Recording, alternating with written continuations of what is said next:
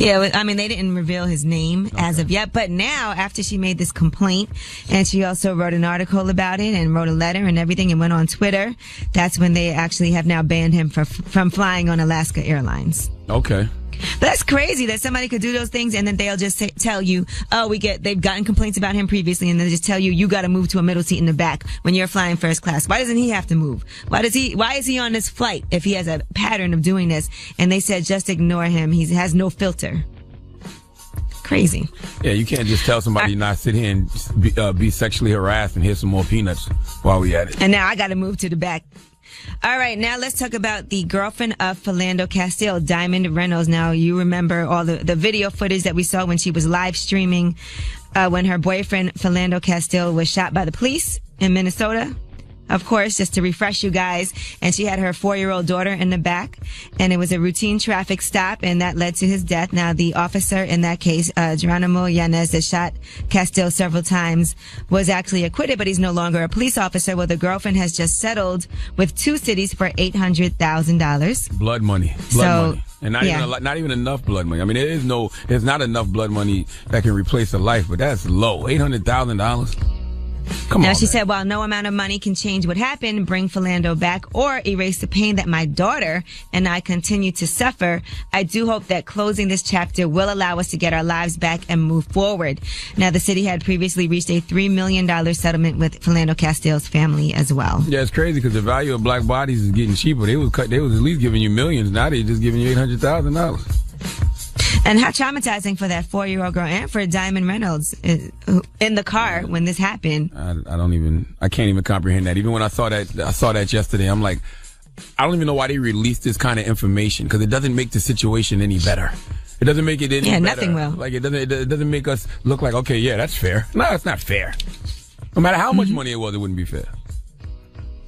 All right, well, that is your front page news. What we got coming up next? Oh, get it off your chest. Come on, Charlamagne.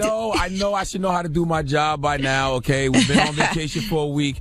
I should have shook the rust off on Monday, but I still haven't. It's Thursday, and I still haven't shaken the rust off, okay? But get it off your chest. 1-800-585-1051. If you want to vent, if you want to celebrate life, whatever, call us right now. And don't forget, we got camera on here next hour, okay? It's the world's most dangerous morning show, The Breakfast Club.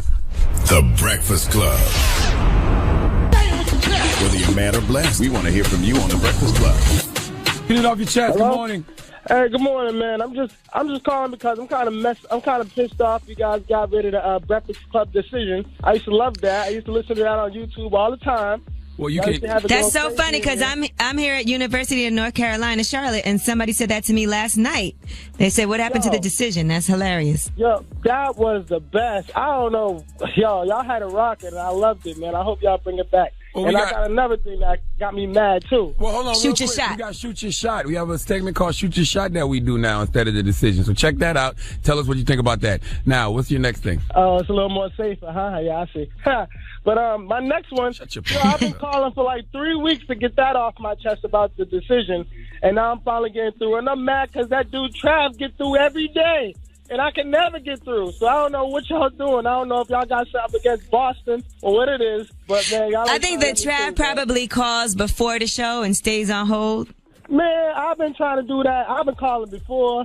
I figured, I don't know how y'all do it, but I've been trying to get through, man. You want me to hook you up with Trav, and then Trav can tell you how he gets through? Oh, hell no. Hell no.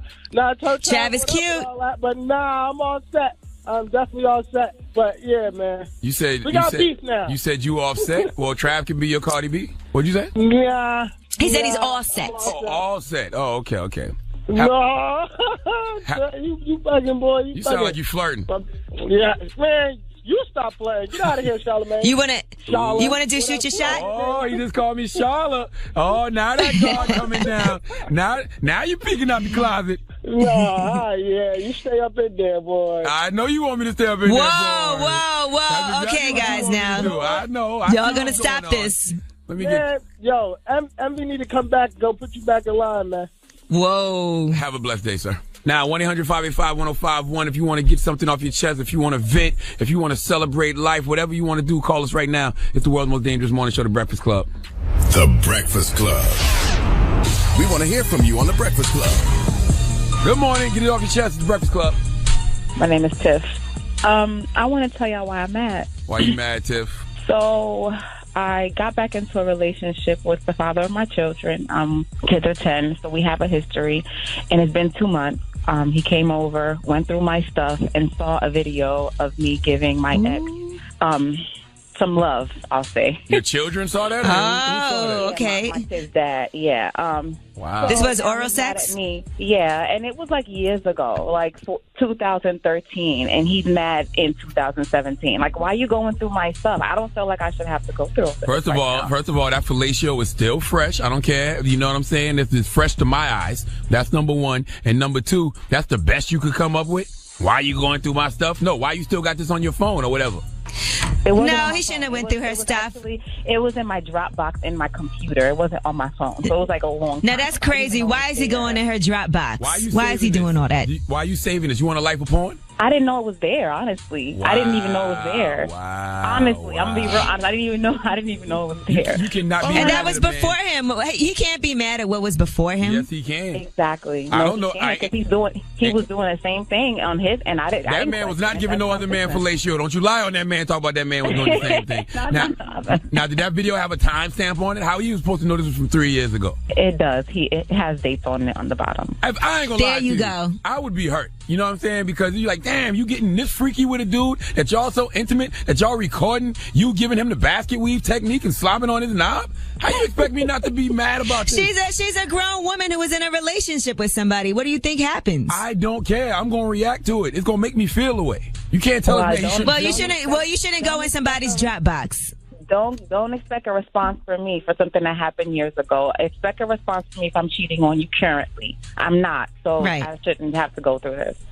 Now, did he say you did a good job? But it's over me. No, of course not, E. He's just mad. First of all, what you need to do, you got to even the score now. You got to go make a video with your new dude and put that in your little Dropbox. He's my only. Come on, Charlamagne, you starting trouble. No, I'm not. I want me a video too. Since you got a video with. Now, keep it real. Who was better, your ex or your new man? My new man. He's always good. There you go, boy. Don't let Angela lead you down this disgusting rabbit hole. He's been promiscuous. He cheated a lot. That's why we broke up. But he's changed. I believe people change, and I'm giving him a second chance. I don't think he should have gone through my stuff though. I hope he definitely shouldn't have. I hope you go through his stuff and find a video of him eating some woman's ass. I will not. I won't put myself up. Hey, if you go looking for something, you're gonna find something, and it might hurt your feelings. Exactly. I won't do it. Well, have a good day, boo, and delete that video before it gets out. Okay. It's already been deleted. Thank you, guys. All right, boo. But it's in her iCloud. All right, let's get it off your chest. We do that every morning right here on The Breakfast Club. 1-800-585-1051. Tomorrow morning, if you want to vent about something, you want to celebrate life, call us. We will be here, inshallah. Now, Angela, you got Rumor Report coming up next? We'll give you a Matt Lauer update. We told you yesterday that he got fired from the Today Show. We'll tell you what evidence they had about him. Oh, man, they got a headline on the front page of the Daily News that says $25 million man-made office a sex dungeon. Jesus Christ. Wow. Yuck. We'll talk about it in the Rumor Report. It's The Breakfast Club. This audio was uploaded by Mr. G.A. Willie. Search for my channel on YouTube, MRGAWILLIE. The Breakfast Club. Down with you, I'm a boss who a worker. I make bloody moves. It's the world's most dangerous morning show, The Breakfast Club. Charlamagne the God, Angela Yee. DJ Envy is on vacation. Angela Yee is actually broadcasting live from Charlotte. I'm the only one sitting my black ass here in New York today. Good morning, Angela Yee. Hey, good morning, Charlamagne, and happy birthday again to your wife. Well, that was yesterday, but thank you. Well, yeah, you just told us today. Oh, yeah, okay. Yeah, you're right. Now we got a Rumor Report coming up next, right? We're talking about what? Yes, we're talking about Matt Lauer. Okay. This is the Rumor Report with Angela Yee. Rumor has it. On The Breakfast Club. So listen up. All right. Well, we told you yesterday that Matt Lauer was fired from the Today Show. Now he's been accused of all kinds of things like sexting female staffers at NBC, sending lewd messages, and revealing pictures to women, including a young intern. They said he was fired so quickly because these messages were saved by an NBC employee who he approached while they were in Russia for the Winter Olympics back in 2014. And they said it was just proof of inappropriate sexual behavior on his part. Now they're saying the first woman who came forward and complained complained about Matt Lauer is a junior production worker who was at the Olympics as an intern where she was first approached by him. So they said that his involvement with the woman who has not been named but is still an employee at NBC continued after they returned to work. And they even had one picture that was sent to her by Matt, which was a major part of the evidence. So everybody thought it happened pretty quickly, but I guess they had been doing some research, had pictures, had messages, and so on and so forth. Now, they also have been putting out all these video and audio clips of things that has happened with Matt Lauer. Here is Katie Couric talking about working with him for 15 years. You co-hosted the Today Show with Matt Lauer for 15 years. What is Matt's most annoying habit? He pinches me on the ass a lot. Whoa, whoa, whoa, whoa, whoa, whoa, whoa, whoa. When now, was maybe that? that was... Was she I mean, that was her response. I was going to ask, was she joking? But it clearly doesn't matter at this point, right? All right. Then they also have this footage. Now, this all happened in 2006. And what happened was they were on in all the different cities, but one local affiliate stayed on the in-studio feed. Everybody else was off. And you can hear Matt Lauer saying this about Meredith Vieira.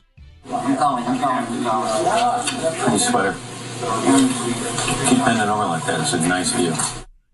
He said keep bending over like that. That's a nice view? Yes. So the cameras were still rolling and only one affiliate still had that feed. So now all the stuff is coming out. And apparently, you know, there's a lot of different things. They said that he exposed himself to a female coworker. He gave another coworker a sex toy as a present.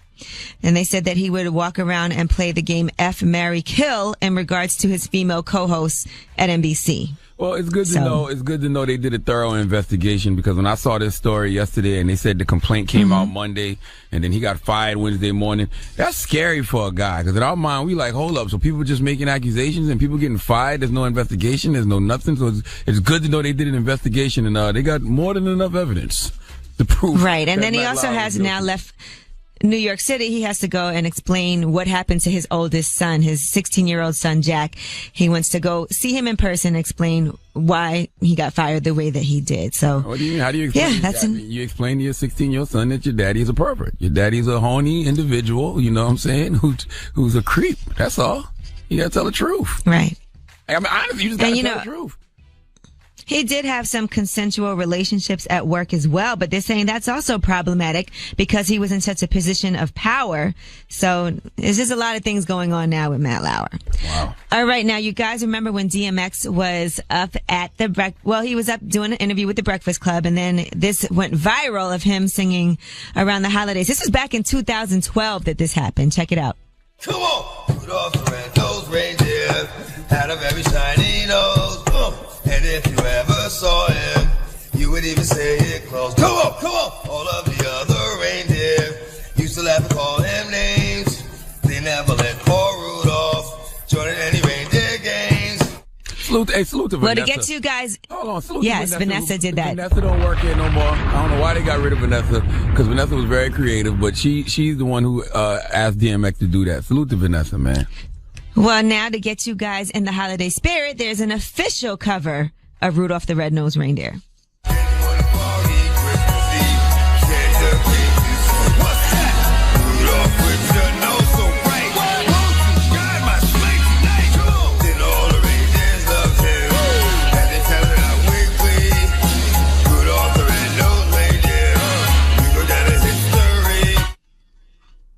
And there you have it. I don't know if that helped you. I don't believe in Santa Claus. You know what? I don't really care, but I don't think I like that. Listen, I got to get y'all this mix. When I was in Montserrat, they had a soca holiday Christmas mix. It sounded incredible. It was really fun. So is DMX doing a Christmas album or something? No, I think they're just doing certain songs with Spotify just to get you ready for the holiday season. And so that's just a cover of Rudolph the Red-Nosed Reindeer. And after that viral video, I guess they felt like that would be a good idea. Well, it's cute. If you're ready to tell your kids that Santa Claus doesn't exist, play them that record. Okay? That will scare them so bad about Santa Claus that they won't want to believe That was scary? They don't want to believe in him. All right. Well, I'm Angela Yee, and that is your Rumor Report. Yes. And next hour, we got Cameron. Well, we got Cameron coming up right now. Not next hour. We got Cameron coming up right now. Yeah, this is going to be exciting. Yeah, Cameron's coming up right now. It's the Breakfast Club. WWPR FM HD1 New York. And the world's most dangerous morning show, The Breakfast Club. Charlamagne the God, Angela Yee. DJ Envy is on vacation in Bora Bora. We got the legendary Killer Cam here. Cam. See, what's up, man? You've been a trending topic all week, man. Yeah, absolutely. You put out the program. Right. Our radio station. Man. Yeah, absolutely. You put out the program. Right. And, on the record, Killer. Right, the intro. Yeah. You said a few things. I didn't take nothing from it when I heard it. I just felt like you was telling a story. You told a story about how Mace got caught up in the street. Right. You came and held him down with your people. Right. He slipped you $100. Right. Why did that upset Pastor Mace? Well, let me ask you a question. Why you think that upset him? Or It you was the truth. It was the truth, probably. Maybe he just didn't want the story about you guys holding him down. I don't know if it was about the $100, and it also was a little weird. I'm gonna keep it. I don't know why. It's a simple answer. I'm hot.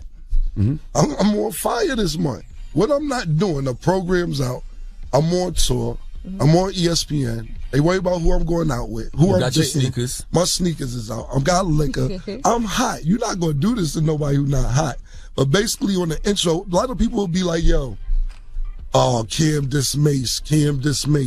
I've never dissed Mace in my life. Mm-hmm. You know, I don't mess with Mace no more because me personally, I just go by a different standard than people. Once you start playing with God and taking people's money and say rap is the devil, they come back and rap because you ain't got no money, I just can't pump with you. You know what I'm saying? Like, I'm not saying I'm the most religious guy in the world, but I don't really play with you when you play with God. So you would have never just been a deacon to get that money? Yeah, it was a time when he's like, yo, you know deacons is getting that money. I was like, this over. It's over. I can't really mess with you. Was this while he was a deacon or before? He was a pastor. Okay, and pastor, he was like, yo, the deacons mess with me. Like, the deacons is getting some money. Right. You know what I'm saying? So, me, when you start playing with God, I couldn't do it. But a lot of people will be like, even with the intro of the program, it's not really a diss. Even when I did I forget what album it was, I did a song called Take 'Em to Church about Mace.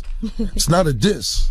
The diss record I just put out, or quote unquote, I'm never diss Mace. I'm telling you stories about real life situations. I never made up, like my sister, the imaginary sister that I don't have. Do you have a sister? I don't have a sister. Yeah. You know what I'm saying? So I don't really do fiction when it comes to Mace. Who is he talking about? That's a great question. Ask him. You said you banged his sister. My sis. Well, she said that didn't happen, but word, Stace. All right, cool. All right, that's weird. That's your man to bang his twin. Like. So you don't have a sister? Did you have a girl in the hood that people thought was your sister? No. Oh, that's my sis. Let me tell you something. Even back then, this is like the 90s. Mace ain't been around like that since the 90s. That slang wasn't even out back then. Mm-hmm. Like, oh, they go my sister. That's kind of millennial. You know what I'm saying? That slang wasn't, oh, they go my sis. No. I didn't have a sister. Maybe it was a sister from the church. I don't know, man. Let's talk about some of the stuff he said in Oracle. Did Dame really tell you to beef with Mace? No, Dame never told me nothing like that. I spoke to Dame yesterday. He was like, yo, people would just be believing anything, you know? So what's this footage Mace said he has of you? He said, everybody's seen the footage I got of you? I would love to see it too. What's the footage? I would love to see it. This is what I'm talking about. What is the footage that you're talking about? Now, did you have any inkling, any indication that he was going to come out with the Oracle, or just dropped out of nowhere? Dropped out of nowhere. I didn't have it. I didn't even know. I woke, I kind of slept maybe till 1 or 2 that afternoon. I seen a lot of missed phone calls and everything. And so my man was like, so I was at my mom's crib, and he told my mother, wake Cam up. Mm-hmm. So basically, I woke up to that, and I was like, okay, cool. Boy, got a little hot today. Now, y'all been knowing each other for mad long. Right. Why not shoot a fair one? I'm down with that. Or something. Like, why diss records after all these years? The thing is this. I never diss Mace. He's part of my stories, childhood stories, growing up. On the program, I did the intro. It's kind of a touchy situation. If you're from Harlem, you know the story very, very, very well. And I talked about the story. I'm cool with the families of some of the people that passed away in the story that I'm talking about. Right. One of the people that I talked about passed away. I'm cool with his mother, you know what I'm saying? And his mom was just really upset, like, her son died. She never even met Mace. That Lodi? Pop Lottie. Pop Lottie, yeah. I'm not going to really get into it because when I talked to her, she was crying and stuff like that. Like, this dude never even came and said sorry to me. So I was like, I don't want to stir up any other emotions, especially with a mother who's grieving their son who's been dead for over 10 years. Right. So I'm like, I'm going to kind of leave that alone. If you want to listen to the music and check it out, that's pretty cool. But like I said, I don't mind shooting a fair one. I'm cool with that. Did you feel like it was a low blow when he blamed you for Huddy, God bless the dead's death? Not really, because that's another lie. You know what I'm saying? Like, I don't really be understanding where these lies be coming from. We was all at a club. Last time I seen her, we was at Perfections, I believe, and I went home. That was that. Her lives in Jersey, too. We both live in Jersey. And so I don't know where that came from. Yeah, I thought that was a reach, too, because it was like he died in a car accident. Yeah, everybody knows. Yeah, like people, let me explain something to you. A lot of rappers called me the other day. I'm not going to say who, and they like, Cam, don't even be worried about that, because what you got to realize in this situation, if people be like, oh, Cam did this to Mace, destroy Mace, or so, because, you know, people be like, oh, Cam beat Mace, or whatever, however you feel. It's not no story if I beat Mace. Mm-hmm. You understand what I'm saying? I'm supposed to beat Mace. And not only that, I'm kind of aggressive. So therefore, it seems like the pastor is getting aggressive with the aggressor. This is good story. As long as you talk about me, I'm cool with that. Period. And then you guys had an exchange on Twitter after. So is it really true that like y'all are good after this, or is it still going to be something else?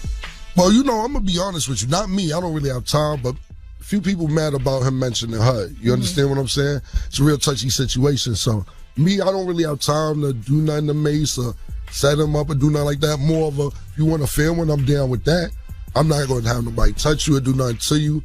This is strictly business for me. Even like the situation when I woke up and called it, the first thing I did was start calling my partners to see how much I could get for a response. Even though I would have done it for free, I would have done it for free, definitely. But the first thing I did was call my partners, figured out how much we could get for the response, what's the time frame on it, because we didn't even mix the record. I'm on tour right now. So basically I called my partners at YouTube. I have a deal with YouTube, so they gave me an advance on some of the money that I'm going to make anyway, just for doing the song. Do you think you rushed the response? Because everybody was trying to say the response was weak. Right. I didn't think it was weak. I just think it didn't sound right. Right. The audio sounded crazy. And you just said it wasn't mixed. Yeah, it wasn't. I was on tour. Right. I actually just did it, got it out there. You felt like it had to be done immediately? No. Not really, because Mace took 15 years to say something. I could have took my time. So you did it within 24 hours. Yeah, I did it. And I was on tour. I was in Texas. So at the end of the day, I found the studio, knocked it out, never mixed it, called up my friends, got 70,000 and put it out. And that's that. So, but I would have done it for free. I don't mind. I'm a competitor. I'm in it for that. I'm just a competitor. We got more with Killer Cam coming up next on The Breakfast Club. This audio was uploaded by Mr. G.A. Willie. Search for my channel on YouTube, MRGAWILLIE. The Breakfast Club. Charlamagne the God. It's the world's most dangerous morning show, The Breakfast Club. We got Cameron in the building. Now show us the Mace tattoo. Where's the Mace tattoo on you? No. He said you got his name tatted on you. He said that too? That's what he said in the record. This is what I'm saying. I'm going to keep it 100. After he said, I f*** my sister, I'm like, well, I can't really. Look, I listen to it. I'm like, yo, come on, Five. Come on, for real. What are we doing here? So you didn't see all the comments where people were like, yo, you got Mace's name tatted on you? Nah, because you know why? I knew. Let me keep it 100. I read some of the comments, but if you look at the stuff on my page, it's like 10,000 comments, 11,000 comments. To see them all. I'll do 300-400 comments. I can't do 10,000 comments. You know what I'm saying? But I like that, because even when people be hating, I be like, you could be anywhere else in the world, but you here with me. You here with me, baby. Now, I got to ask you. Hold on, wait a minute. So you don't have a Mace tattoo? What do you mean? I got a Mace tattoo. Because Baby and Wayne got tattoos of each other. Drake got a Wayne tat. No. I don't know how close y'all were. Nah, babe. I don't got no Mace tattoo. Sure? I swear to my son, and it's kind of disrespectful a little bit. No I didn't know he Harlem settled tattoo, this. nothing? I have a Harlem tattoo. So yes. maybe, I don't know. Yes. I have no idea. You know what? I live in Harlem World, and I don't live there anymore, but I'm from Harlem World. Mace is from Jacksonville, Florida. Let's get that straight out the way. Yeah, and that's not wrong. Shout out to Jacksonville, Florida. That's your product. You understand what I'm saying? Basically, that's not a Harlem product. That is a Jacksonville, Florida product. He moved up here, and it's cool, but Mace is not from Harlem. When he moved, he was like 4, right? To be honest, I don't know. I met Mace when probably about 10, 11 years old. Right. Yeah. Why exactly did Mace leave Harlem? Because I've been reading some crazy stories lately. It was like 8 people got killed. And listen to the intro of the program if you ever want to know why Mace left Harlem.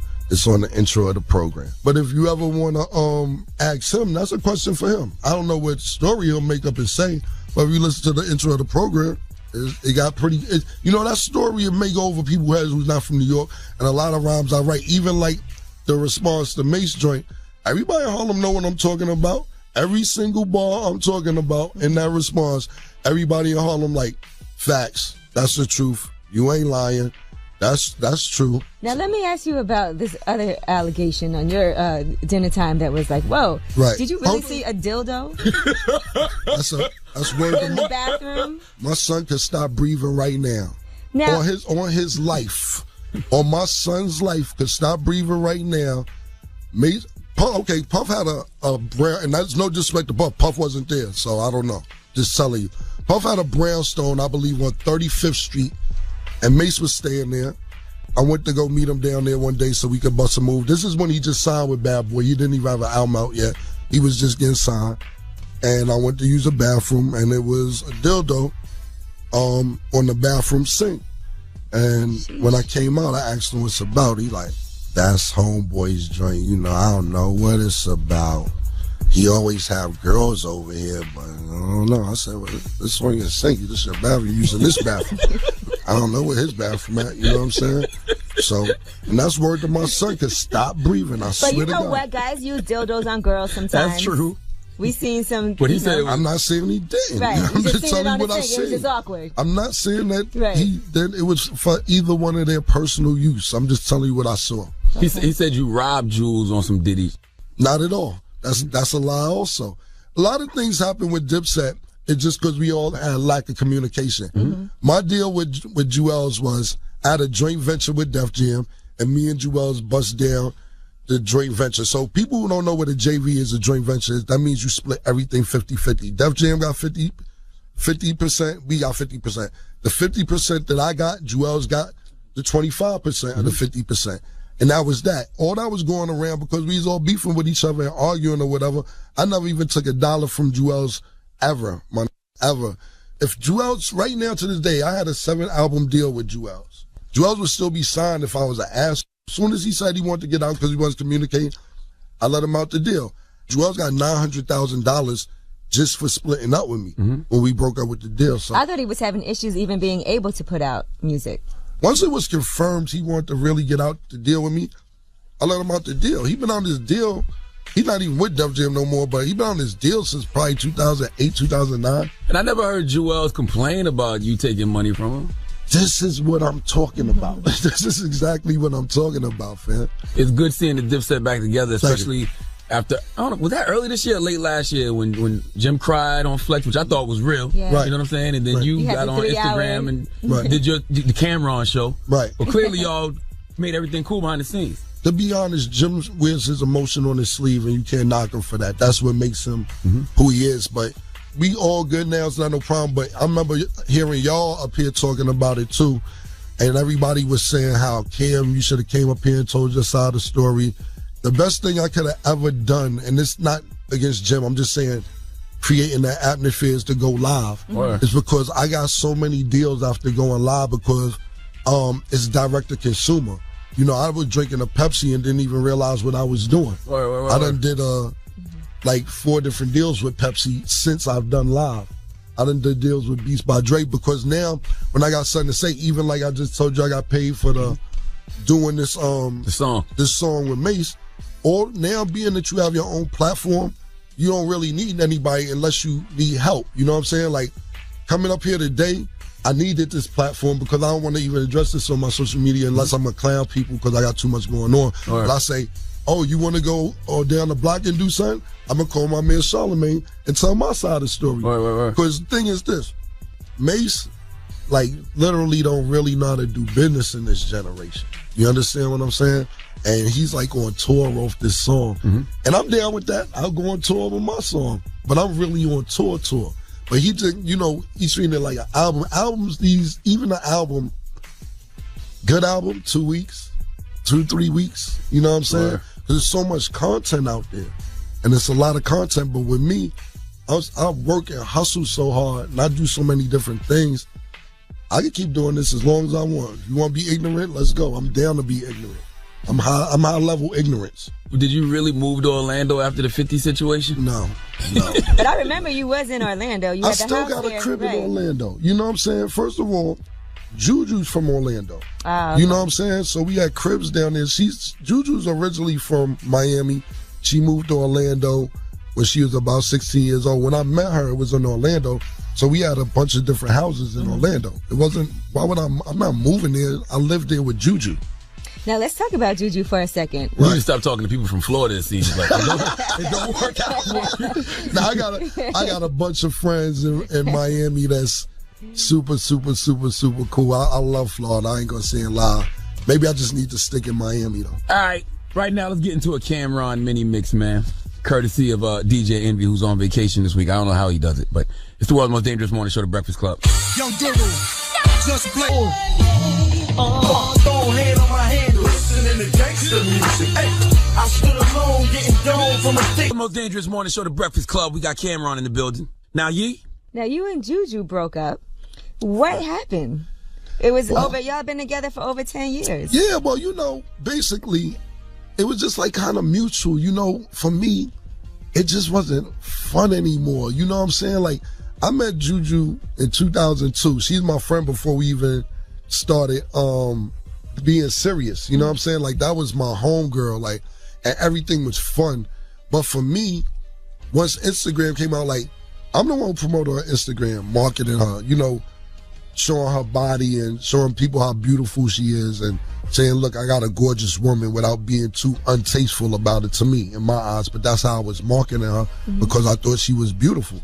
Basically, it just stopped being fun. When Instagram came out, it was fun in the beginning. Then it started getting serious. Why you following her? Or you like that person picture? Or people are saying this. And I'm like, yo, you got to be my best friend still. You know what I'm saying? Because that's what I'm in it for. I always told myself, you got to be my best friend. And that was my best friend for years. But it just stopped being fun. And I think she felt that way too. What about Love and Hip Hop? Did that play any part? Nah, not really.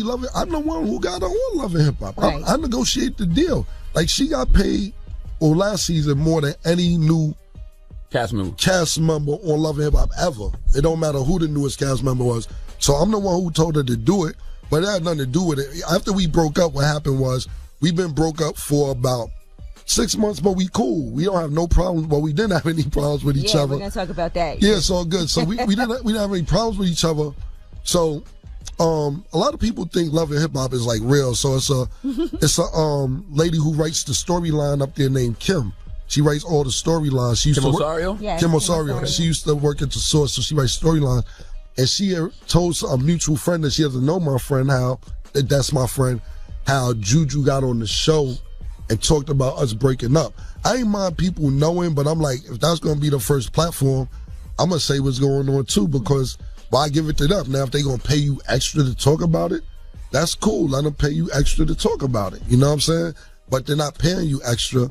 So I told C, when I seen C, what was going on, let people know, because I don't feel Love and Hip Hop need to know. Now, people figure out, hey, I ain't see him posting her. I ain't see her posting him. You can assume what you want, but I didn't think it need to be publicized for the first time on Love and Hip Hop. She tweeted out that she's heartbroken, though. Yeah. So it feels like she didn't really want to break up. Yeah, Was it really mutual? Yeah, it was. How do you break up with somebody like that, Cam? Like, what do you say? I said, it ain't fun no more. I said, we not having fun. I want to have fun. She really, I'm not dissing her. She cares about what people think, and I don't. As long as you don't affiliate me with rape, child molestation, and snitching, just talk about me. I don't care. You can talk about me. I don't care what you say. It don't bother me. But people talking about her bothers her, and it just got, it was yin and yang after that. Now, there's another woman now, I guess a friend of yours, right, that is saying that she's dating you, and her and Juju had some back and forth. It was disrespectful, the things that happened. So is that your new girlfriend? Hell no. That's my homegirl. That's a friend of mine. Word to my son. I never touched her, kissed her, nothing like that. That's a lot of drama for you in 1 week. I'm good with that. But I'm going to be totally honest with you. Whoever ends up with Juju, they going to have the best girl in the world. I'm telling you, she's loyal, she's smart, she's funny, she's charismatic. She has a bunch of different businesses she's doing. And whoever why not be with her? I would love to have the 09 Juju, you know what I'm saying, the 010, but we just got to a point where it's like. Why you think it's like a car? Don't do that. No, I love Juju, man. I love her. I don't mean it. So part of it is her being in the spotlight and caring what people think. Right. And so when all that started happening, she started changing and being too cautious and exactly. Right. That's the best way to put it. So another thing Mace brought up, and I don't know why people bring this up. He brought up what happened in Rutgers Park. Right. Mm-hmm. I've been in situations where 5 people try to jump me and I get out of there. Right. Why? You was about to get jumped by all of Brooklyn. No, that ain't. See, everybody always says this. Jim had beef with this dude named Gutter from Junior Mafia. They had a fight and everybody started running around, scattering everywhere. And he's like, oh, Cam ran on Jim. They jumped him or whatever. Gutter and Jim had a fight. They had face fights for leading up to Rucker Park probably 4 or 5 different times. So they used to always fight? Face fight. Just looking at each other. Got you. Yeah, they me mugging, whatever you want to call it or whatever. Face fight. Yeah, they was face fighting each other for, different trips or whatever, because we stopped speaking to Mace. Mace was running around with Junior Mafia, and basically it was just me and Jim. Gutter and Jim kept face fighting each other for different events, and I guess it tipped over at Rucker Park, but they they jumped them and everybody jumped. Gutter and Jim had a fight, and everybody started scattering. Nobody jumped nobody. Them 2 people fought. So they wasn't about to jump. It looked like they wasn't about to jump y'all, and y'all got out of there. Nah. Jim was fighting. Jim ain't running from nobody. I don't care if you have 200 people. Jim is not running. Mace brought up the True Life situation, too. Right. What was that about? Well, basically, all these stories aren't new. I had a situation. I seen True Life downtown, him and his boys. They jumped out on me. They fronted. I left. Period. There's True Life and 3 other people. See, that's another thing. People be acting like, oh, Cam seen True Life. He got snuffed out of there. True Life was like 3 people, and I was by myself. Right. So basically, they fronted on me. I'm not going to act like they didn't. I got in my car and I broke out. That's exactly smart. That's what happened. So no, but people will be like, oh, True Life did this to you. And I'm like, yeah, it was True Life from like 3 dudes. You know what I'm saying? So that's exactly what happened. So the Oracle record is like 1 truth and a bunch of lies or half truths. I don't know. But see, no, the thing about that is like, this is all basically public knowledge. It's the same stories that have been going on for however long. I'm telling these stories or whatever from Harlem or from high school or whatever. What can we really say about Mace? Resume-wise, I'm just asking you. Let's do it. I can't act like Mace had a better career than Cam. Me personally, I feel like the diplomat movement was stronger than anything Mace did. That's me personally. But I'm asking you a question. What's his resume? He's a pastor. I'm saying like from beginning to now. Children of the Corn. I don't even count that. I count the Bad Boy movement, and then I count that. And then I count him as a pastor.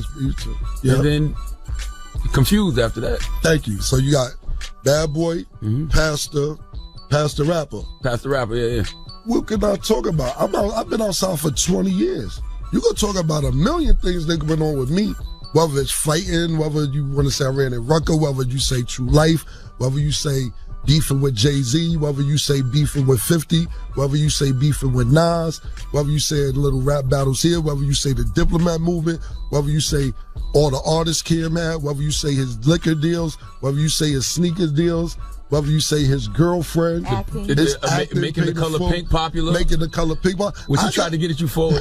He tried to get at you about that too. Yeah, then he wore pink the next day. You know what I'm saying? This is the shit I'm talking about. Is he still a pastor?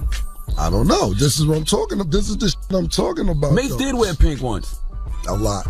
That's what I'm saying. Like he got at you. He said that you was wearing pink. He thought you was matching, which I didn't understand that either. There's a lot of shit you keep saying you don't understand, man.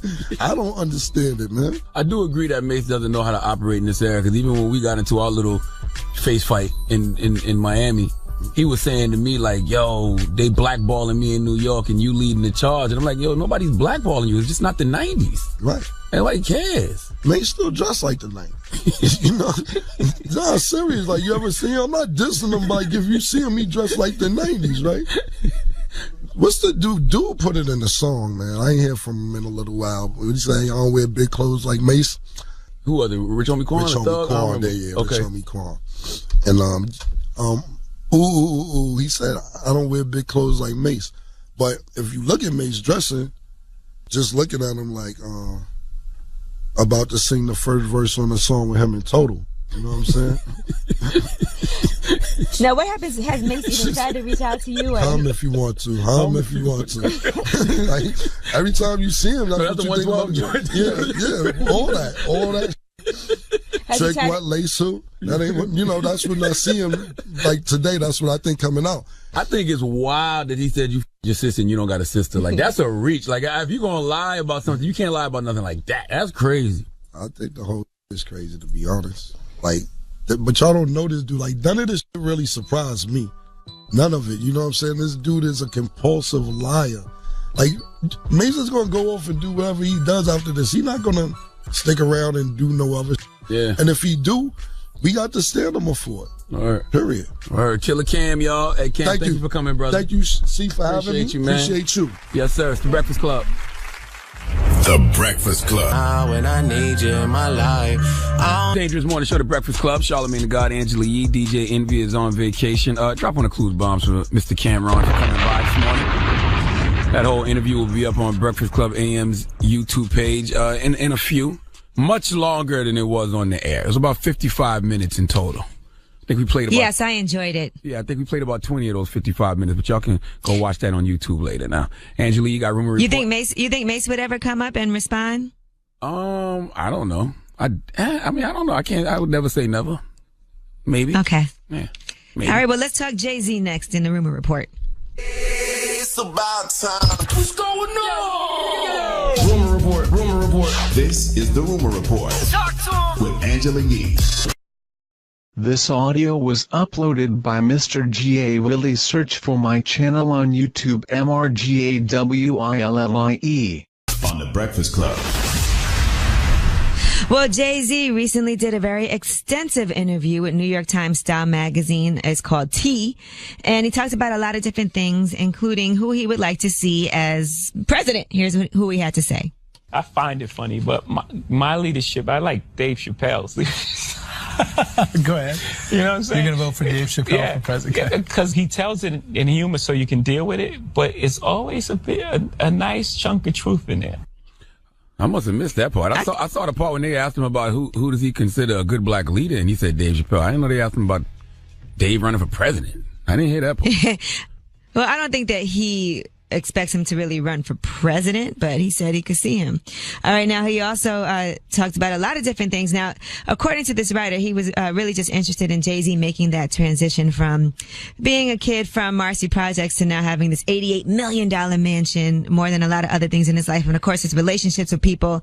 In particular, what's up with him and Kanye? As you can see, they've had this falling out, but he always still seems like, you know, him and Kanye have that unbreakable bond somehow. Here's what he had to say about Kanye. I hate Kanye the other day, just tell him that he's my brother. I love Kanye. I do. It's a complicated relationship with us. We're gonna always be good. Mm-hmm. You know, even if we don't. There's tension now, right? Yeah. But that happens. In a long relationship, you know, hopefully when we're 89, we look at this 6 months or whatever time and we laugh at that. There's certain things that happen that it's not really acceptable to me. And we just need to speak about it. And it's just like, however the relationship evolves, but there's genuine love there. Okay. All right. So, yeah, I mean, listen, people make mistakes, and sometimes people write people out of their lives permanently. Other people feel like, you know what, I always will have love for this person, and relationships do change. Sometimes that's the best thing to do. That's the best thing to do with a friend sometimes. When a friend does something that makes you upset, fall back from them for a little while. Give each other a little space, and then when you're less emotional about it, you have the conversation. All right. He also talked about, remember, there was this rumored joint album with him and Beyonce, and he discusses that because they really were working on it, and that's how Lemonade came about. Check it out. It actually started out, we were working on material together, and it became Lemonade. It just felt like she should go first, and she should share her truths with the world. We were using our art almost like a therapy session, and we started making music together, and then the music she was making at that time was further along. So her album came out as opposed to the joint album that we were working on. We still have a lot of that music. And this is what it became. There was never a point where it was like, I'm making this album. I was there. Right. I was right there the entire time. And what was her reaction to your work, and what was your reaction to hers? They must have caused I think they were pain both for each of you, right? Of course. Listen, man, there's nothing more entertaining than watching Jay-Z perform 444 at his concert. Because before he performs it, he says, this is the most painful song that I ever had to perform, and it really looks like it. That is part of the apology plan, okay? And that's fine. You know, you gotta keep apologizing. I thought it was nice and interesting how he talked about the two of them working together on their music was actually really therapeutic for them. And he does address those infidelity issues, which I'm sure we all speculated and kind of knew about. Here's what he had to say. A lot of conversations, and really proud of the music she made, and she was really proud of the art I released. And, you know, at the end of the day, we really have a healthy respect for one another's craft. Right. You know, most people walk away and like divorce rate is like 50% or something because most people can't see themselves. The hardest thing is seeing pain on someone's face that you caused and then have to deal with yourself. So you know, most people don't want to do that. You don't want to look inside yourself, and so you walk away. Oh my God. Listen, I'm telling you, at the concert when he performed 444, every dude in there was hugging on their girl and apologizing. And for no reason. I ain't confessing no more sins. I'm good, okay?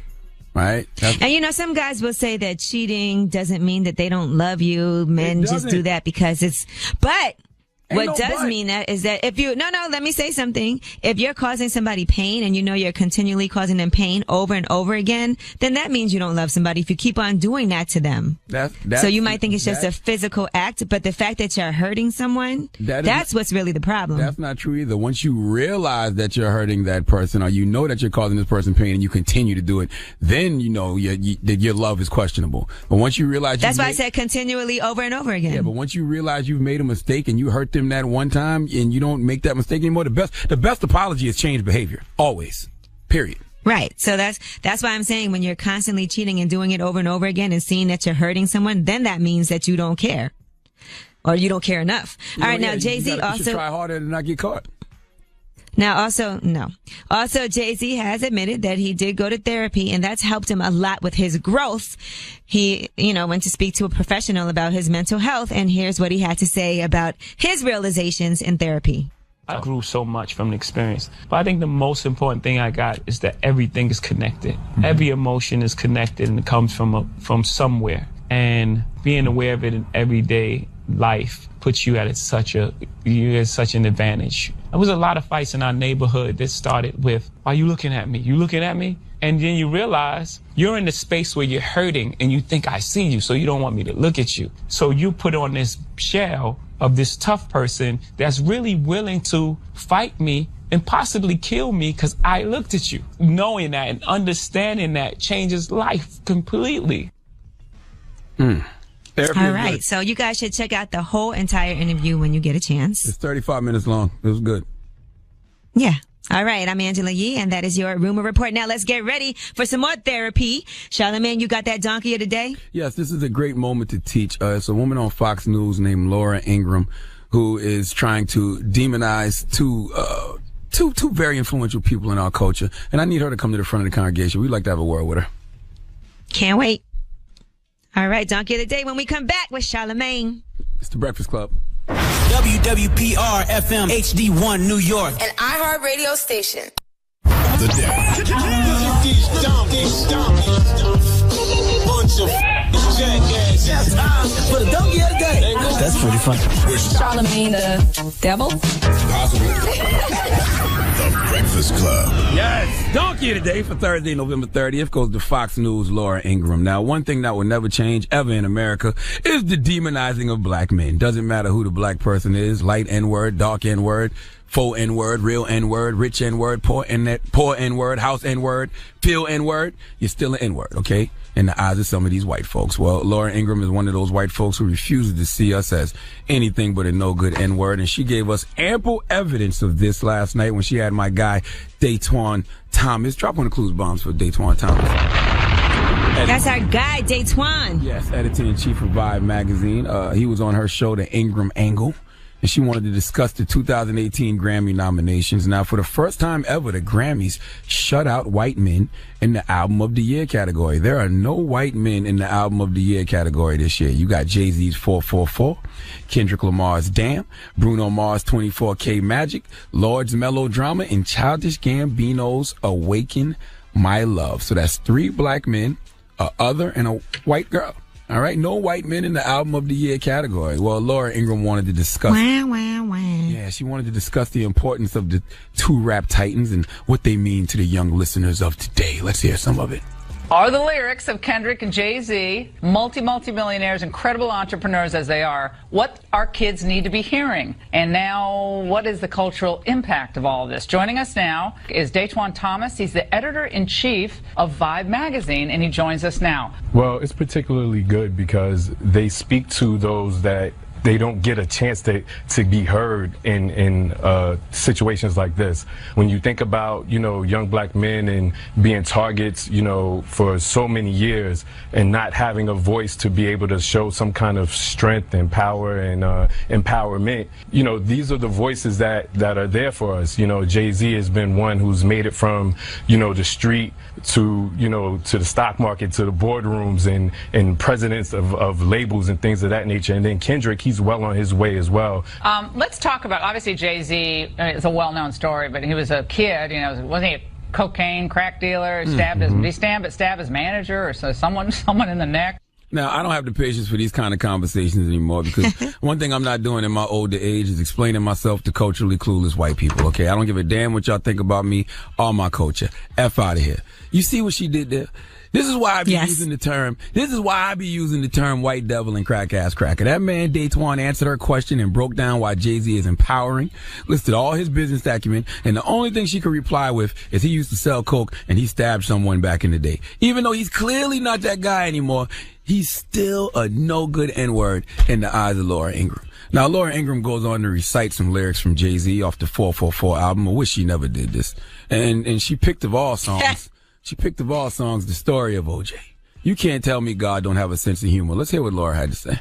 Here's a sample of Jay-Z's lyrics, and it's cleaned up for your consumption. This is from the story of OJ, okay? This is nominated. Light N-word, dark N-word, faux N-word, real N-word, rich N-word, poor N-word, house N-word, field N-word. Right. House N-word, don't F with me. I'm a field N-word with shined cutlery. The Jay-Z lines, those are actually speaking to what we're discussing now. No matter how far Jay-Z goes, no matter how much he achieves within, mainstream's eyes, he's always going to be looked at as what he was saying. So that's the story of OJ. OJ tried to denounce being black, and then next thing you know, he's being, crucified by the same people that he was trying to impress. Wait. Okay, are you also defending OJ still? I mean, is he someone we should hold up as an icon See, that's one of the things you guys do. I'm not defending him. I'm just defending Jay-Z's, actual reason for being able to say what he's saying throughout those hooks. Don't say these guys. Call them what they are. Racist, bigot, white devils, okay?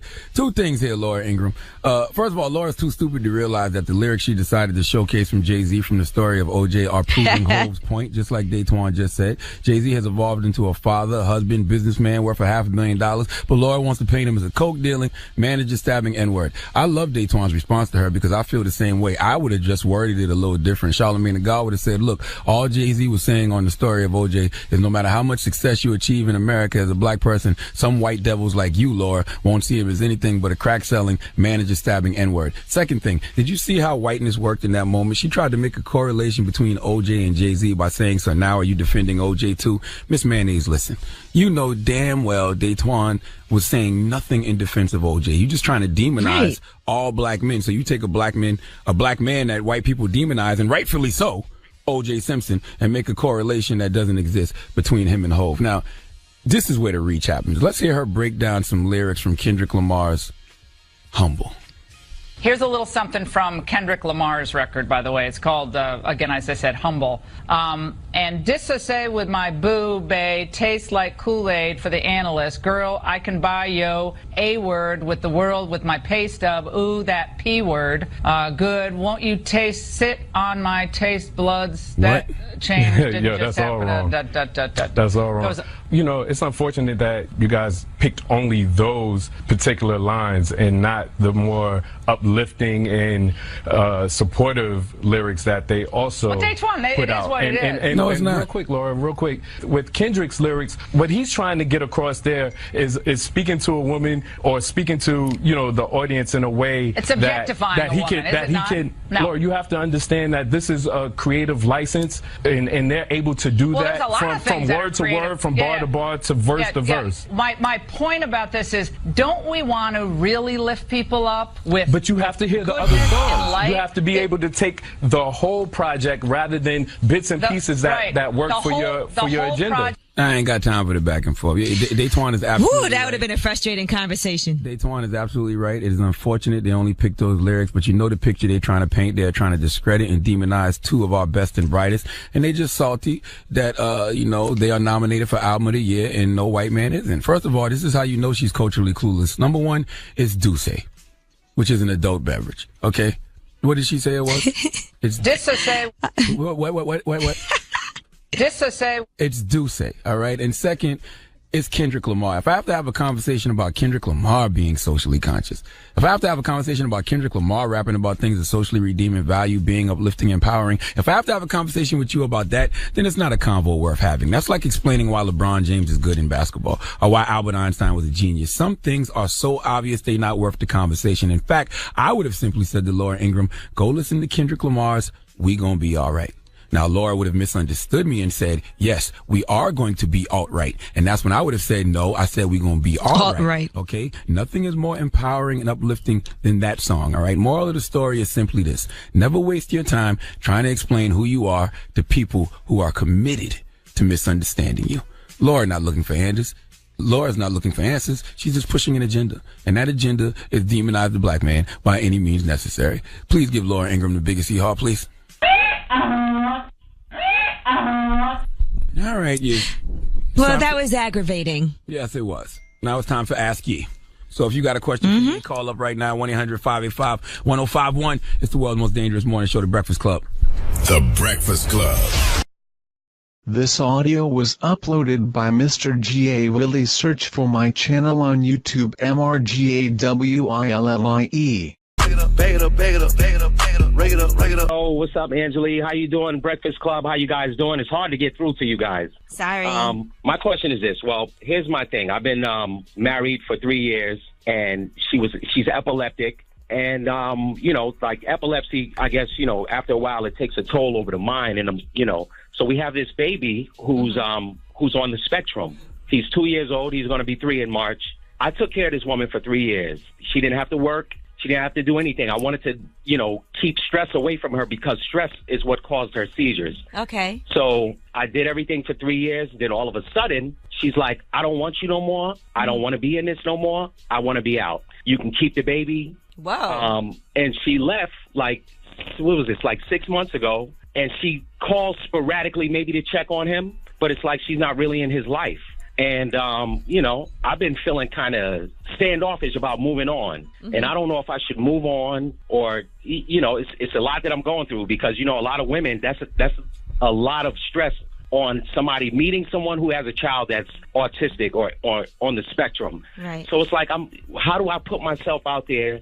I've met a couple women, talked to them. But once I mention that my child is autistic, has a touch of autism, they're out. Well, that's not the kind of women that you want, I would assume. Exactly. But I would say this, are you ready to be out there yet? Because I also have an issue with people really putting themselves out there before they're ready. Like, are you really ready to be dating yet? Have you spent some time healing? Absolutely. And I know with your son, there's a lot of needs that he has as well with not having his mom around either. Right. And she'll call, like she just called me after 2 months the other day. Oh, can I get my child for Christmas? But I'll get him on Friday, but he's got to leave on Sunday. Mm-hmm. I'm like, what, do you want him or do you not? I don't really know anybody with epilepsy, so I don't know how that does. Like you said, it affects her brain. So I don't know what kind of issue she might be having mentally. Right, because I was told that epilepsy can affect the brain like CTE, like a football player that plays. Seizures is like having a head impact. Mm-hmm. Is she getting help, professional help? No, she thinks the only help that she needs is just to not be with me. She hates me because she thinks I made her dependent on me. So that's what she's upset with me about. Mm-hmm. She was like, "You made me dependent on you, and I hate you for that." Right, but your understanding of the fact that it also may not be completely her fault that she's acting this way because she has a real disorder that she's dealing with. Right, and that's where I'm trying to come to that part of the understanding. Because she's got to want to get help for herself. Right, and it seems like that's what she really needs right now. And it's just like what do I do when she makes these sporadic phone calls and says I want my child? Do I just let him go? Like, I don't know if I should do that. I think you should go to court and establish visitation rights. Yeah. Because you don't want her to do that before you do, and you're doing it for the good of your own child. Right. And then I think that they should probably try to do some court mandated, therapy sessions for her, parenting classes and all of that. Because she needs it. Okay. I know people look at it like it's bad once you get the courts involved, but this is your child that you're talking about, a person's life. And you don't want to further on down the line have an issue where she's demanding something that you can't do at that moment or don't think is the best thing to do. You need to make sure you have that structure in place in your situation. Right. And it's just like, that's what I'm struggling with. I'm like, well, how do I move on? How do I move on and try to be with somebody else? With all this, is anybody else going to want to deal with this? 100%. There's a lot of women out there looking for a good man, and a lot of women that will appreciate a man that is actually taking care of his child, even though the mother hasn't stepped up to the plate to fulfill her responsibility. Women find me somebody, love Angela. a man like that. I promise you. Find me somebody. Charlamagne, hook me up, man. I don't know. Charlamagne said he has single friends. I do. I got a lot of single guy friends, man. Maybe you're in the wrong department. Oh, hey, man. Hey. Come on now. Let's clean that up. Let's clean that up, man. This is a warrior right here. All right. Well, you listen. Handle your responsibility. Take care of your kid first. Make sure you handle that. Go and get a great lawyer. Make sure you handle that so that you guys have some type of structure in your lives for the sake of your child. And then, get that in order. And then you need to work on yourself. But take care of that first. I just want to let y'all know y'all bring me through every morning. Thank you, Charlamagne. You the man. My brother, love. I love y'all. You know what I'm saying? All right, Jerome. We appreciate you. Keep doing what y'all do. Love, bro. One love. Yes, it is Asky, and we are still taking your calls. So call us up 1-800-585-1051, and let's get some advice on The Breakfast Club. So don't get comfortable. What's up, JD? You got a question for Asky? Yo, what's up, E? How you doing? It's been so long. I've been calling in, and I've been trying to get on with y'all, man. I really enjoy y'all show. But yeah, I got to ask you a question. Okay, what is it? All right, check this out. All right, so me and my girl, right, we're trying to find another girl to have a threesome with, right? Mm-hmm. But I'm kind of nervous about my girl, she's been with girls before, you know what I'm saying? Okay. And we broke up. We were together, we broke up, now we're back together. We've been together for 2 years now, strong. And the threesome conversation popped up, and I'm kind of nervous because, she's been with girls before, and I don't want her to get emotionally attached to the other girl. And I've been doing, research, reading up on it and stuff like that, and I've heard it's kind of good for relationships sometimes. But I don't know. I can't give you an answer that's going to be absolutely correct because circumstantially different things could happen depending on what it is. But I'll tell you a couple different things because there's rules to having a threesome, right? Normally the woman picks who the other girl is going to be. It shouldn't be anybody that you guys are friends with because if it's somebody that's like her homegirl, then obviously they already have a connection. Yeah, see, we tried to have one with a homegirl, but a homegirl was like, yeah, I don't really feel comfortable. Y'all cool, but nah. Right. So it should be somebody that she's not friends with. Also, the other rule is y'all can't communicate with the third party when without the other person's knowledge. So she shouldn't be having any one-on-one time with this girl or hanging out with her. It should be only strictly when you guys do that all together. Now, if either person is uncomfortable with the situation, my advice is don't do it. If you feel like you're uncomfortable and you're not too sure about it and it's not necessary, then hey, now if she feels like she needs that for your relationship and that's what's going to make her her happy, but it doesn't make you happy, it's not something that you guys can do. And then you have to discuss where you're going with your relationship. However, if it's something that you want to do and you feel like it'll be beneficial, because I also have people that I know who have a third person that is basically part of their relationship. Is this going to be a one-off thing that you just do one time with different people, or is it going to be a steady person that is constantly coming? Because that's when you really get those attachments. Okay. So there's a lot of different factors to this, but if you want to make it work, I would advise you not to have one person that you guys use all the time, that you're constantly, because that's how you really build a connection. People have broken up their relationships because of a threesome. Somebody got attached to the third party, and then the relationship is over. If you're going to do it, it has to be a situation where you guys choose someone that neither one of you have an attachment to, and it's not a constant, okay, we do this twice a week, once a week, or whatever. All right, I appreciate it, Yee. All right, and JD, don't do anything you don't feel comfortable with. If it's not something that you want to do, don't do it. That's always my advice when anything in a relationship. If you're not comfortable with something, don't do it. All right. Well, that was Ask Yee. Yes. I want a mayonnaise emoji, too. Somebody make me a mayonnaise emoji. Oh, Lord. Yes, it's the Breakfast Club. Oh, we got rumors coming up next year? Yes, but Charlamagne, you'll be excited about this. Avengers Infinity War is coming to the big screen, and we do have that trailer for you. Yes, it's the Breakfast Club. This audio was uploaded by Mr. G.A. Willie. Search for my channel on YouTube, MRGAWILLIE. Dial. This is the Breakfast Club. Power 105.1. Talk to me.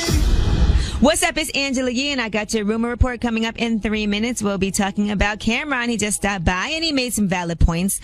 Also, we'll be discussing SZA. You know, that's our girl, and she is actually getting sentimental, talking about her Grammy nominations. But right now, we got DJ Khaled with Wild Thoughts on The Breakfast Club. Another one. Wow, wow, wow. Wow, wow, wow. When I'm with you, all I get is wild thoughts.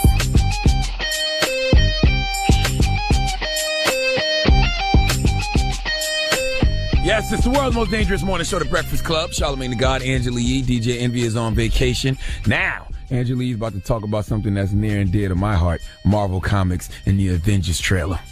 Listen up. It's just in. All the gossip. The Rumor Report. Gossip. With Angela Yee. It's the Rumor Report. The Breakfast Club. Well, I know you're excited for the new Avengers Infinity War movie, and that trailer is out. And coincidentally enough, the trailer came out yesterday, which was also Chadwick Boseman and Don Cheadle's birthday, and they're both in the movie, starring in the movie. So that's huge. And for Chadwick Boseman, South Carolina's own. I can't believe he's 40. And within the first few hours, it got 10 million views. How crazy is that? And not only that, the Infinity War trailer is better. The trailer is better than any DC movie ever. Okay, any DC movie they put out in the past 4 years. All right. Well, we do have a snippet of the trailer for you in case you missed it. I know you're gonna go look at it. There was an idea to bring together a group of remarkable people to see if we could become something more. So when they needed us, we could fight the battles that they never could. I drop on a clues bomb from Did Marvel you just Comics. Go while I was playing? I am a Marvel Comics head. I got a Wolverine tattoo on my arm. You know I rock with Marvel heavy. I cannot wait to see Avengers Infinity War, okay? It looks incredible. You sure you don't have a Mace tattoo anywhere on you? Not that I know of. I don't have a... All right. Well, let's get into what Cameron said earlier. We've been talking about interview. This biased Cameron interview, even though it's... You sure you don't have a Cameron interview on you Cameron tattoo on you anywhere? Everybody tweeting me saying this interview was so biased. No, it's a Cameron interview, okay? Mace isn't here to tell his side of the story. Duh. Jesus Christ. Does Mace like you now? Are y'all cool or? I doubt it. Not okay. Not to me. All right. Well, here is what Cameron had to say about some lies that Mace told in his song, The Oracle. And this is from Cameron's mouth. I'm never dismissed. I'm telling you stories about real life situations. I never made up like my sister, the imaginary sister that I don't have. Do you have a sister? I don't have a sister. Yeah. You know what I'm saying? So I don't really do fiction when it comes to me. Who is he talking about? That's a great question.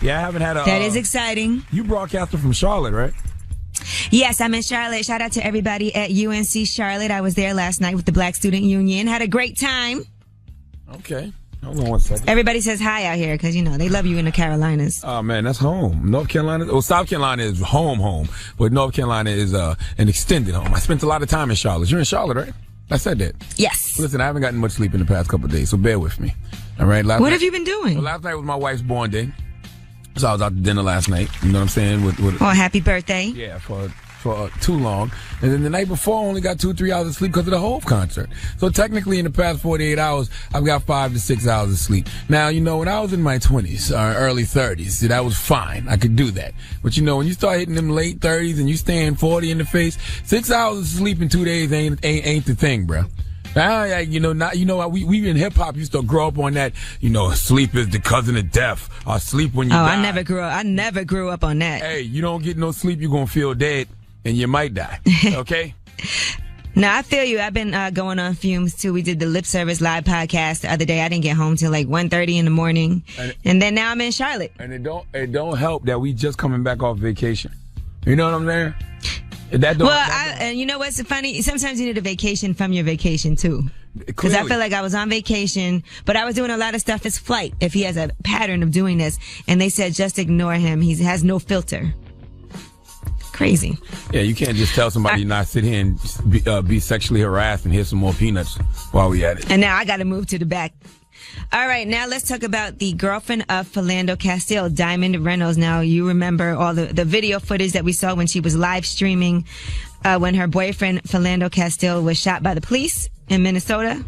Of course, just to refresh you guys, and she had her 4-year-old daughter in the back, and it was a routine traffic stop, and that led to his death. Now, the officer in that case, Geronimo Yanez, that shot Castile several times, was actually acquitted, but he's no longer a police officer. Well, the girlfriend has just settled with 2 cities for $800,000. Blood money. And not even enough blood money. I mean, there's not enough blood money that can replace a life, but that's low. $800,000. Now, she said, while no amount of money can change what happened, bring Philando back, or erase the pain that my daughter and I continue to suffer, I do hope that closing this chapter will allow us to get our lives back and move forward. Now, the city had previously reached a $3 million settlement with Philando Castile's family as well. Yeah, it's crazy because the value of black bodies is getting cheaper. They was at least giving you millions. Now they're just giving you $800,000. And how traumatizing for that 4-year-old girl and for Diamond Reynolds in the car when this happened. I can't even comprehend that. Even when I saw that yesterday, I'm like, I don't even know why they released this kind of information because it doesn't make the situation any better. It doesn't make it any better. Yeah, nothing will. Like it doesn't make us look like, okay, yeah, that's fair. No, it's not fair. No matter how much money it was, it wouldn't be fair. All right. Well, that is your front page news. What we got coming up next? Oh, get it off your chest. Come on, Charlamagne. I know I should know how to do my job by now, okay? We've been on vacation for a week. I should have shook the rust off on Monday, but I still haven't. It's Thursday, and I still haven't shaken the rust off, okay? But get it off your chest. 1-800-585-1051. If you want to vent, if you want to celebrate life, whatever, call us right now. And don't forget, we got Camera on here next hour, okay? It's the world's most dangerous morning show, The Breakfast Club. The Breakfast Club. Whether you're mad or blessed, we want to hear from you on The Breakfast Club. Get it off your chest. Hello? Good morning. Hey, good morning, man. I'm just calling because I'm kind of pissed off. You guys got rid of the Breakfast Club decision. I used to love that. I used to listen to that on YouTube all the time. Well, you can't. That's so funny because I'm here at University of North Carolina, Charlotte, and somebody said that to me last night.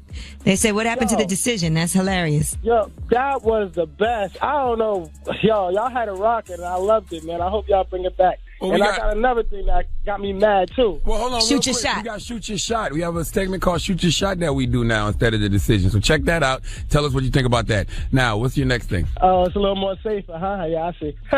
But my next one, I've been calling for like 3 weeks to get that off my chest about the decision, and now I'm finally getting through. And I'm mad because that dude Trav gets through every day. And I can never get through. So I don't know what y'all doing. I don't know if y'all got something against Boston or what it is. But, man, y'all I think that Trav probably calls before the show and stays on hold. Man, I've been trying to do that. I've been calling before. I figured, I don't know how y'all do it, but I've been trying to get through, man. You want me to hook you up with Trav, and then, Trav can tell you how he gets through? Oh, hell no. Hell no. Nah, Travis cute. But nah, I'm all set. I'm definitely all set. But that headline this morning. Why the white people so late? Where was y'all at during Lemonade and 444? What's up, yo? Seriously, come on. I guess they wanted to hear him, I don't know, sit down in an interview and say it. Oh, my God. Whatever. Front page news. Angela, what we got? All right. Well, imagine you were on a flight and the person seated next to you was saying all kinds of nasty things. This happened to Randy Zuckerberg. Now, Zuckerberg is Mark Zuckerberg's sister, who's the CEO of Facebook. And she said she felt compelled to tell her story. She was on a Alaska Airlines flight, and the man sitting next to her was saying all kinds of nasty things. He was talking about touching himself. He was rating the women's bodies on board the flight, and he was complaining that millennial women just aren't willing to give some booty to get a job anymore. Wow. Now, according to Randy Zuckerberg, she told the flight attendant that she was uncomfortable with his behavior, and they told her he's a frequent flyer. And that's when they brushed off his behavior and kept on serving him drinks, even though she said that she was uncomfortable with how the person seated next to her was acting. Now, she said the flight attendants offered just a guy that flies on there all the time, and I guess they were familiar and had previous complaints about him. Now, she said the flight attendants offered to move her to a middle seat in the back of the plane. So let me be clear. It wasn't Louis C.K. It wasn't Matt Lauer. It wasn't Harvey Weinstein. We don't know who this guy was. Yeah, I mean, they didn't reveal his name as of yet. But now, after she made this complaint, and she also wrote an article about it and wrote a letter and everything and went on Twitter, that's when they actually have now banned him from flying on Alaska Airlines. Okay. But that's crazy that somebody could do those things and then they'll just tell you, they've gotten complaints about him previously, and they just tell you got to move to a middle seat in the back when you're flying first class. Why doesn't he have to move? Why is he on